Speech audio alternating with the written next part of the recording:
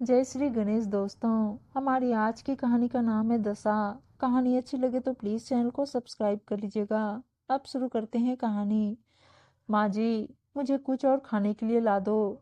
सुबह सुबह ये अजवाइन मुझे नहीं भाती।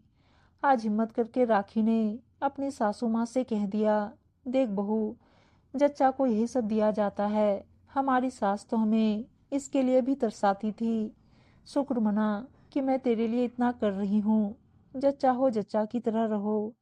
जो मिलता है चुपचाप खा लो। जीभ को बस में रखना सीखो। माँ जी, मुझे आप चाहे सादी रोटी सब्जी दे दो, लेकिन ये मुझसे खाए नहीं जाते। मेरा पेट भी नहीं भरता, इसलिए मुन्ने के लिए दूध भी नहीं उतर रहा।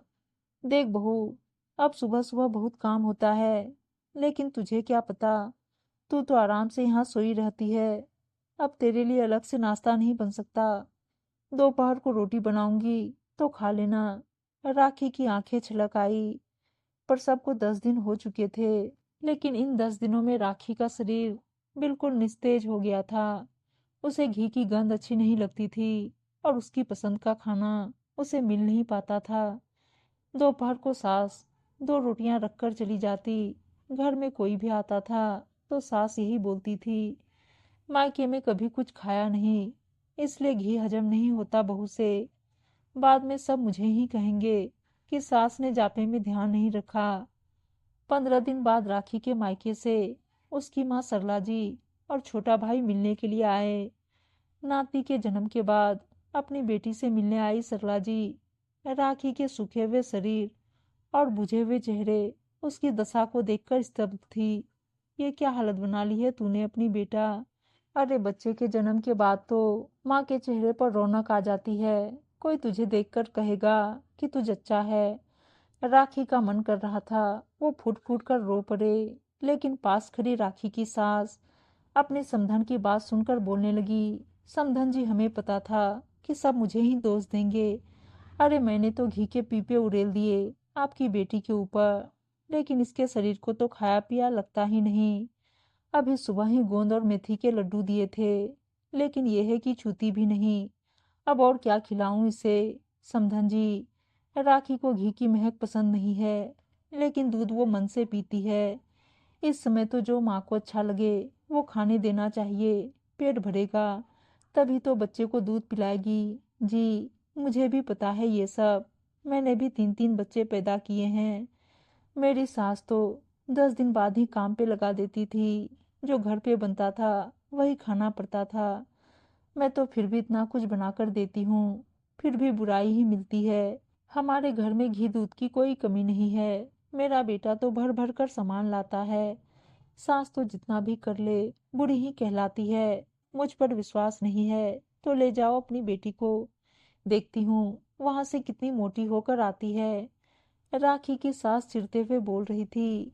सरला जी को अपनी समधन के बात करने का तरीका बहुत चुभ रहा था, लेकिन राखी की ओर देखकर उनका कलेजा भी जल रहा था। उन्हें कौन समझाए कि प्यार से दी हुई सूखी रोटी भी 10 तानों के साथ दिए हुए 56 भोग से ज्यादा शरीर में लगती है। लेकिन इस वक्त बहुत से ज्यादा उन्हें अपनी बेटी की चिंता हो रही थी, इसलिए वो राखी और अपने नाती को अपने साथ लिवा लाई। कुछ ही दिनों में राखी की सेहत में सुधार आने लगा। 1 महीने तक सरला जी ने राखी के खान पान पर ध्यान रखा।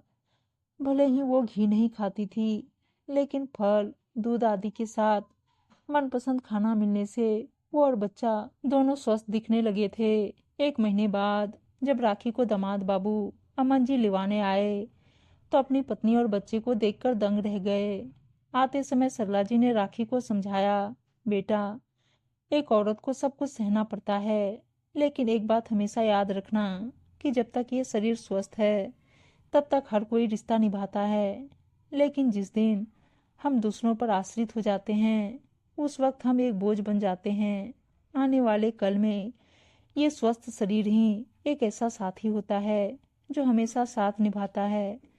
इसलिए सबसे पहले स्वस्थ रहने के लिए खुद का ख्याल रखना जरूरी है।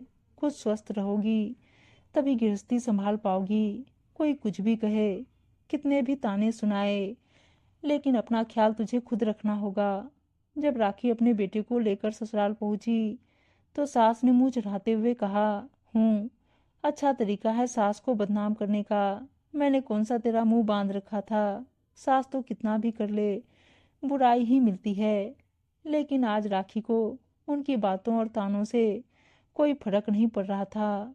उसने मुस्कुराते हुए अपने सास के पैर छुए और मुन्नी को लेकर अंदर चली आई। सबको खाना खिलाने के बाद खुद भी उसने अच्छे से खाना खाया और दूध का गिलास भरकर अपने कमरे में ले गई। सास तीखी नजरों से देख रही थी, लेकिन अब तो रसोई बहू के हाथों में आ चुकी थी और बहू का बदला हुआ रूप देखकर उन्हें समझ में आ गया था कि अब उनके ताने काम नहीं करने वाले। उम्मीद है दोस्तों कहानी अच्छी लगी होगी, और अच्छी अच्छी कहानियाँ सुनने के लिए चैनल को सब्सक्राइब और वीडियो को लाइक शेयर जरूर कर दीजिएगा। धन्यवाद दोस्तों।